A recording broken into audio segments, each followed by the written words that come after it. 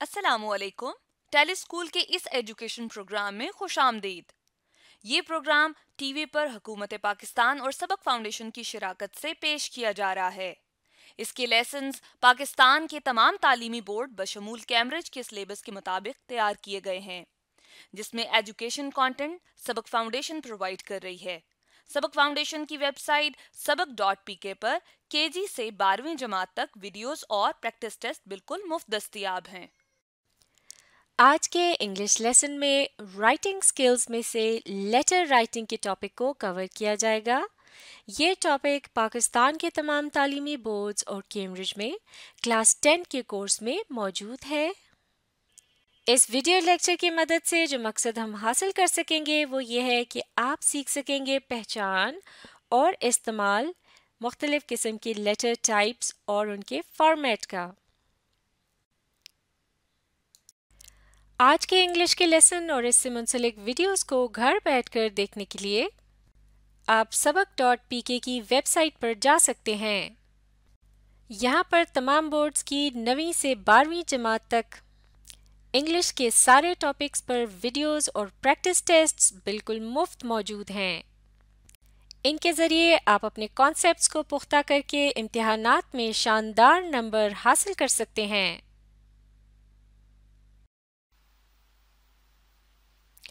इस वीडियो में हम पढ़ेंगे लेटर राइटिंग के मुतालिक। ख़त नवीसी यानी ख़त लिखने के अमल को लेटर राइटिंग कहा जाता है। ख़त की दो इकसाम होती हैं, एक फॉर्मल लेटर और दूसरी इनफॉर्मल लेटर। फॉर्मल लेटर से मुराद है रस्मी खतूत वगैरह, जैसे कि एप्लीकेशन यानी दरख्वास्त होती है जो कि किसी इदारे वगैरह के सरबराह को लिखी जाती है। मिसाल के तौर पर अगर आपके इलाके में सफाई सुथराई का निज़ाम अच्छा नहीं है तो आप अपने इलाके के म्यूनसिपल कमेटी के जो सरबराह हैं उन्हें ख़त लिखकर उस मसले से आगाह करेंगे और उनसे दरख्वास्त करेंगे कि वो उस मसले को हल करें। तो इस किस्म का जो ख़त होता है वो फॉर्मल लेटर कहलाया जाता है।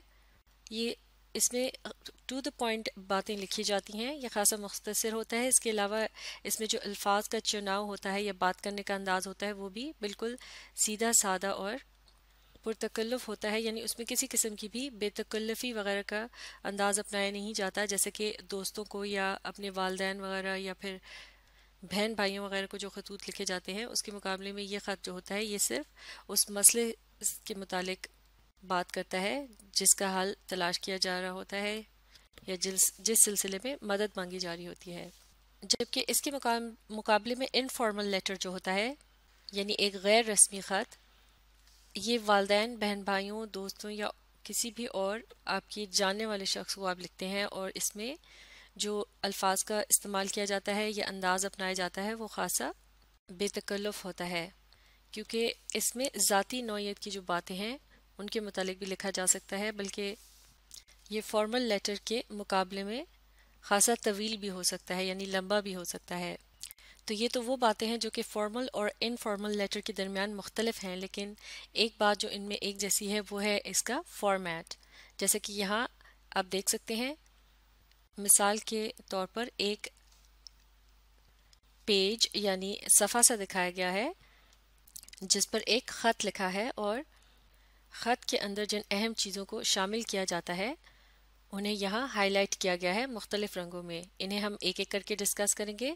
सबसे पहले देखते हैं इस पेज के दाएं जानिब को सबसे ऊपर वाले कोने में, यहाँ ये जो पिंक सर्कल आपको दिखाई दे रहा है इस तरफ जो है ये लिखा जाता है सेंडर्स एड्रेस यानी भेजने वाले का एड्रेस, यानी ये बताने की यहाँ पर जिस शख्स का एड्रेस लिखा जाता है उसे पता चलता है कि ये ख़त किसकी तरफ से आया है, फ्रॉम यानी तरफ से।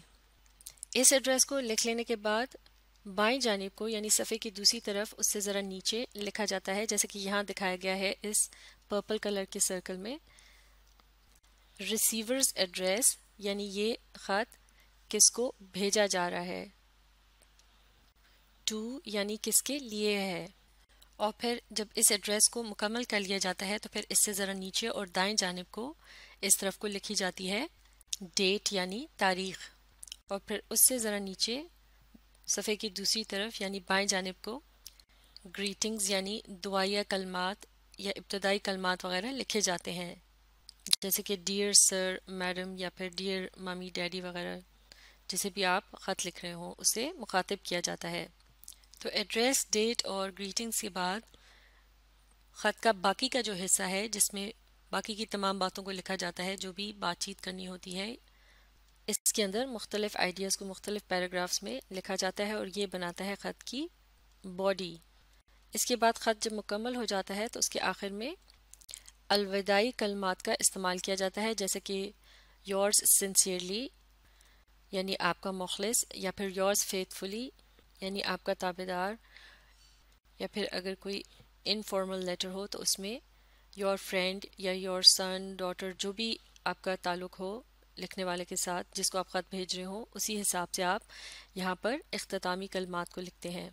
और इसके बाद इसके नीचे अगली लाइन पर आप लिखते हैं, या थोड़ा फासला छोड़ने के बाद, तो इस जगह पर किए जाते हैं सिग्नेचर।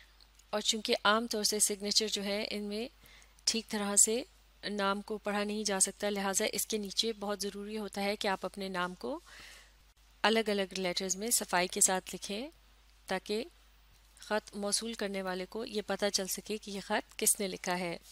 और नाम को पूरी तरह से लिखना चाहिए, यानी साथ में आपने अपना सर नेम भी लिखना होगा। तो लिहाजा ये जो फॉर्मेट है, यानी लेटर की ये जो शक्ल है और इसमें ये जो अहम चीज़ें शामिल हैं, ये तमाम चीज़ें जो है वो तकरीबन फॉर्मल और इनफॉर्मल लेटर में एक तरह से ही होती हैं। लेकिन अब जो फॉर्मल लेटर होता है उसमें डेट के बाद और ग्रीटिंग से पहले, यानी डेट से अगली लाइन पर इस जगह पर दरमियान में लिखा जाता है उस लेटर का टाइटल। मिसाल के तौर पर अगर आप छुट्टी की दरख्वास्त भेज रहे हैं तो यहाँ पर टाइटल क्या आएगा, एप्लीकेशन फॉर लीव। इसी तरह से जिस भी मकसद के लिए वो एप्लीकेशन भेजी जा रही हो तो उसका टाइटल इस जगह पर लिखा जाता है, फिर उसे अगली लाइन पर लिखते हैं ग्रीटिंग्स। और टाइटल का जो इस्तेमाल है ये सिर्फ फॉर्मल लेटर में किया जाता है, इनफॉर्मल लेटर में इस तरह से टाइटल वगैरह नहीं लिखा जाता। अब एक और अहम बात जिसे यहाँ शामिल करना ज़रूरी है और वो है ईमेल से मुतालिक, यानी इलेक्ट्रॉनिक मेल जिसे इंटरनेट के ज़रिए भेजा जाता है। यानी ईमेल एक ऐसा ख़त होता है जिसे आप इंटरनेट के ज़रिए इरसाल करते हैं, लिहाजा उसमें एड्रेस वगैरह लिखने की ज़रूरत नहीं होती, बल्कि जिस ईमेल एड्रेस पर आप उसे भेज रहे होते हैं वो खुद ही उस एड्रेस पर पहुंच जाता है। इसके अलावा ईमेल के अंदर डेट लिखने की भी ज़रूरत नहीं होती, क्योंकि वो भी ऑटोमेटिक तौर पर उसमें दिखाई दे जाती है मिलने वाले को कि ये किस वक्त भेजा गया था। यानी जब ईमेल लिखी जाएगी तो उसमें चाहे फॉर्मल लेटर लिखा गया हो या इनफॉर्मल लेटर, उसमें आप ग्रीटिंग से इब्तदा करेंगे और इसके बाद आ जाएगी बॉडी और फिर आखिर में फेयरवेल।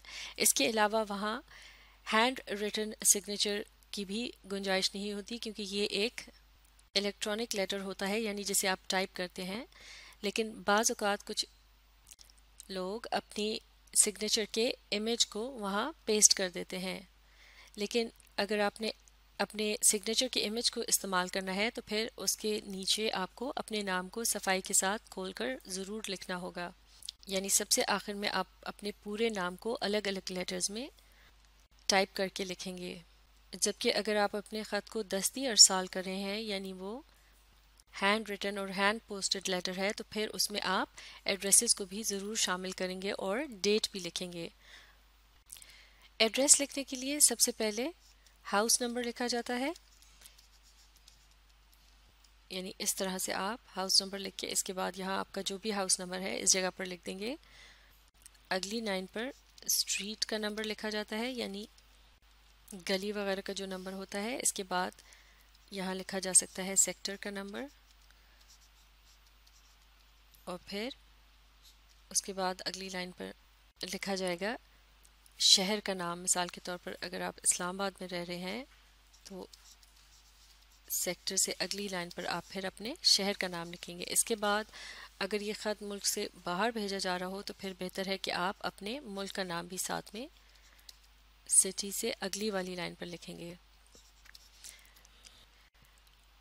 एड्रेस लिखते वक्त हर लाइन के बाद कॉमा का निशान लगाना ज़रूरी नहीं है, और आजकल एड्रेस लिखते वक्त पंक्चुएशन का इस्तेमाल नहीं किया जाता। तो जो शख्स भेज रहा हो वो अपने एड्रेस को तकरीबन इसी तरह से लिखेगा। और इस एड्रेस को दाईं जानिब को ऊपर की तरफ ख़त के कोने में लिखा जाता है। इसी तरह से जिस शख्स को ख़त भेजा जा रहा हो या एप्लीकेशन वगैरह मिसाल के तौर पर भेजी जा रही हो तो उसका एड्रेस जो है वो आप लिखेंगे ख़त की बाईं जानिब को और इस पहले एड्रेस से ज़रा नीचे। अब अगर ये कोई एप्लीकेशन वगैरह है और किसी इदारे के सरबराह को भेजी जा रही है तो सबसे पहली लाइन पर आप उसकी पोस्ट से मुतालिक लिखेंगे, जैसे चेयरमैन CDA, यानी ये उसकी डेजिग्नेशन जो भी है या वो जिस ओहदे पर फाइज है उसे आप यहाँ लिख देंगे। इसके बाद अगली लाइन पर आप लिखेंगे उस इदारे का नाम, जैसे कि यहाँ मैंने लिखा है कैपिटल डेवलपमेंट अथॉरिटी, और इसके बाद आ जाएगा शहर का नाम। और अगर ख़त लिखने वाला जो है उसी शहर या उसी मुल्क में मौजूद है तो फिर यहाँ मुल्क का नाम नीचे लिखने की ज़रूरत नहीं है। अब सीखते हैं डेट लिखने का तरीका है। इसे लिखने के मुख्तलिफ तरीके हैं। शॉर्ट फॉर्म में जो सबसे लेटेस्ट तरीका है वो इस तरह से लिखा जाता है कि सबसे पहले महीने के मुतालिक लिखा जाता है, जैसे कि यहाँ लिखा है 10वां महीना। इसके बाद आता है दिन, जैसे कि उस महीने का ये 7वां दिन है यानी 7 तारीख है। और फिर आ जाता है साल, जैसे कि यहाँ लिखा है 2016। इसी डेट को अगर लंबा करके लिखना हो तो उसका तरीका इस तरह से है। सबसे पहले जैसे कि यहाँ महीना आया है तो लिखेंगे अक्टूबर, इस तरह यानी इसे वर्ड की सूरत में लिखा जाएगा, जबकि इसके बाद जो दिन है यानी तारीख है उसे नंबर में ही लिखा जाएगा और फिर आ जाएगा कॉमा का निशान और फिर आखिर में साल, इस तरह से। और इसे पढ़ते वक्त इस तरह से पढ़ा जाता है अक्टूबर द 7th 2016। और इसके 7 का ये जो डिजिट है इसके साथ TH लिखने की ज़रूरत नहीं होती। तो ये तरीका जो है ये लेटेस्ट है, यानी ये आजकल इस्तेमाल किया जाता है। इससे पहले जो तरीका इस्तेमाल किया जाता था, जिसे कुछ लोग अभी भी इस्तेमाल करना पसंद करते हैं, उसमें ये होता है कि सबसे पहले लिखा जाता है तारीख यानी दिन, यानी महीने का कौन सा दिन है। इसी डेट को अब मैं इस तरतीब से लिख रही हूँ। और फिर आता है महीना और फिर इसके बाद साल। और इस डेट को भी अगर बड़ा करके लिखना हो तो फिर इसे भी इस तरह से लिखते हैं कि सबसे पहले तारीख यानी 7th और फिर आ जाएगा महीना अक्टूबर और फिर आखिर में साल। और इसे पढ़ते इस तरह से है 7th अक्टूबर 2016। और अब की बार यहाँ 7 के बाद TH के लेटर्स का इस्तेमाल किया जाता है। फेयरवेल लिखते वक्त ये बात याद रखनी चाहिए कि अगर आप जिस शख्स को ख़त लिख रहे हैं उनका नाम नहीं जानते तो फिर आप लिखेंगे आखिर में योर्स फेथफुली। इसमें वाई का जो माफ़ कीजिएगा योर्स का जो वाई है ये कैपिटल होगा, जबकि फेथफुली का F स्मॉल लिखा जाएगा और इसके बाद आएगा कॉमा का निशान। लेकिन जिस शख्स को फॉर्मल लेटर भेजा जा रहा है और आप उसका नाम जानते हैं तो फिर आप लिखेंगे योर्स सिंसियरली। तो योर्स फेथफुली या योर्स सिंसियरली का इस्तेमाल किया जाता है फॉर्मल लेटर में, जबकि इनफॉर्मल लेटर के आखिर में your friend, your loving daughter या सन, थैंक्स या चीयर्स इस किस्म के अल्फाज का अलविदाई अल्फाज का इस्तेमाल किया जाता है। इसके अलावा जब ग्रीटिंग्स लिखी जाती हैं तो वहाँ मिसाल के तौर पर अगर आप अपने वालिदैन को लिख रहे हैं तो इस तरह से लिख सकते हैं डियर मम्मी एंड डैडी। और यहाँ नोट करने की बात है कि मम्मी का जो पहला लेटर है इसी तरह डैडी का जो पहला लेटर है इन्हें कैपिटल में लिखा गया है। इसी तरह से जब फॉर्मल लेटर लिखा जाता है तो डियर सर या मैडम इनके भी जो पहले लेटर होते हैं ये कैपिटल होते हैं। अगर आप किसी मर्द को लिख रहे हैं तो जाहिर है वहाँ आप डियर सर लिखेंगे और किसी खातून को लिखा जा रहा है तो वहाँ डियर मैडम आएगा। लेकिन अगर आपको मालूम नहीं है कि जिसे ख़त लिखा जा रहा है वो एक आदमी है या खातून है तो फिर आप इस तरह से लिखेंगे डियर सर स्लैश और फिर मैडम, इसके बाद कॉमा का निशान। तो लिहाजा ये था लेटर का फॉर्मेट और लेटर की टाइप्स। इन्हें अच्छी तरह से सीखने के लिए आप इस वीडियो को रिप्ले कीजिए और इसके साथ साथ पढ़ने, समझने और लिखकर प्रैक्टिस करने की कोशिश जारी रखिए।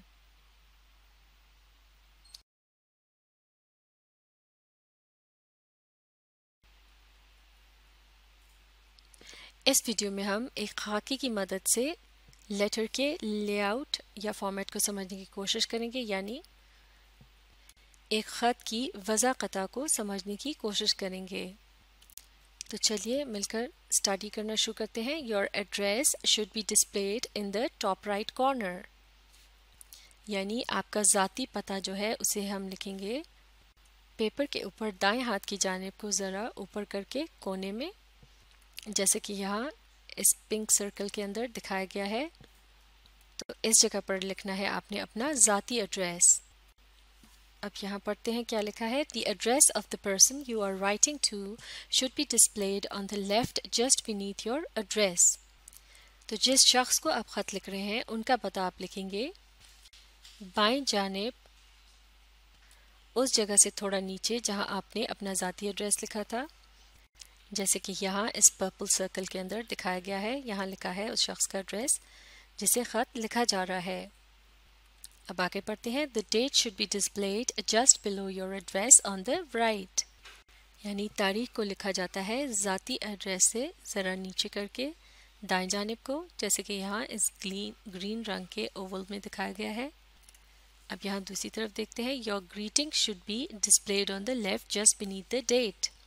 तो जिस शख्स को आप ख़त लिख रहे हों उनको मुखातिब करने के लिए अगर आप कोई अलक़ाब इस्तेमाल करते हैं या फिर आप कोई दुआया कलमात इस्तेमाल करते हैं जिसे ग्रीटिंग कहा जाता है, तो उसे लिखा जाता है डेट से थोड़ा नीचे, यानी अगली लाइन पर और बाएं जानिब को।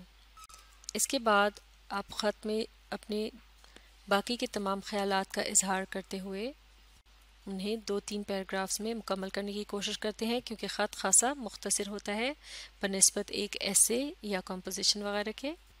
और ख़त के इस अहम हिस्से को, जिसे इस ब्लू रंग में ब्रैकेट किया गया है, कहा जाता है this is the main body of your letter. तो ये होती है लेटर की मेन बॉडी, यानी उसका अहम हिस्सा।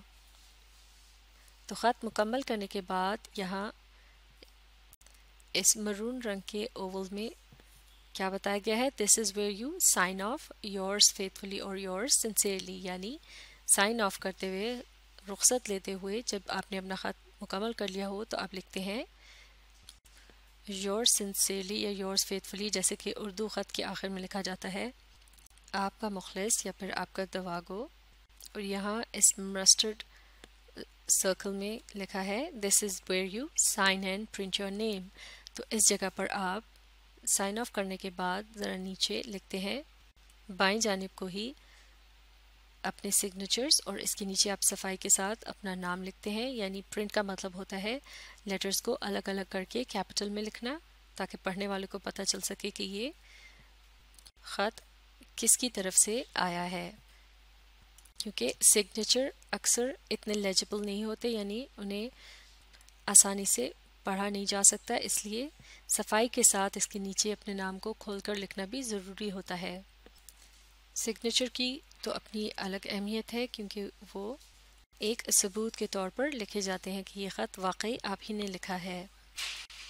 तो इस किस्म के लेआउट को फॉर्मल यानी रस्मी खतूत, जैसे कि एप्लीकेशन वगैरह होती हैं, जिसे अर्ज़ी कहा जाता है, और इसके अलावा इनफॉर्मल यानी गैर रस्मी खतूत, जैसे कि आप अपने किसी दोस्त से रिश्तेदार वगैरह को ख़त लिखते हैं।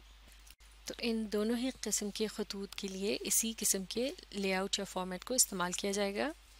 अलबत्ता ईमेल लिखते वक्त, यानी इलेक्ट्रॉनिक मेल जिसमें कि आप इंटरनेट के ज़रिए ख़त व खताबत करते हैं, उसमें एड्रेस या डेट का लिखना ज़रूरी नहीं है। आप सिर्फ ग्रीटिंग से शुरू कर सकते हैं। इसके बाद ख़त मुकम्मल करने के बाद आप साइन ऑफ करने के बाद सिर्फ अपना नाम लिखेंगे, और नाम लिखने से पहले आप अपना ईमेल एड्रेस भी यहाँ ज़ाहिर कर सकते हैं, उसे यहाँ लिख सकते हैं। इसी तरह से ईमेल भी दोनों ही किस्म के हो सकते हैं, यानी फॉर्मल या फिर इनफॉर्मल, और उसकी भी वही वजह हो सकती है। यानी एप्लीकेशन वगैरह जो कि प्रिंसिपल या किसी इदारे के सरबराह को लिखी जाती है वो फॉर्मल कहलाई जाती है, यानी रस्मी, क्योंकि उसमें बिल्कुल टू द पॉइंट बात की जाती है और ख़ासे नर्म अंदाज में बात की जाती है, यानी पोलाइट तरीके से, और उसमें बेतकल्लुफ़ी का इजहार नहीं किया जाता। जबकि एक इनफॉर्मल ईमेल यानी गैर रस्मी ईमेल जो कि आप किसी दोस्त वगैरह को लिख रहे हो, उसमें आप बेतकल्लुफ़ होकर भी लिखते हैं और बाज़ औक़ात आप तफसील में भी बातें लिखते हैं। तो इस तरह से इनफॉर्मल लेटर जो है वो फॉर्मल लेटर के मुकाबले में थोड़ा तवील हो सकता है। तो जब भी आप इनफॉर्मल या फॉर्मल ख़त लिखना चाहें तो आप इस लेआउट को सामने रखते हुए इसे मदद लेकर अपने ख़त की वज़ाक़ता को तरतीब दे सकते हैं। तो अब आप इस वीडियो को रीप्ले कीजिए और इसे समझकर इसकी मदद से ख़त लिखने की प्रैक्टिस कीजिए।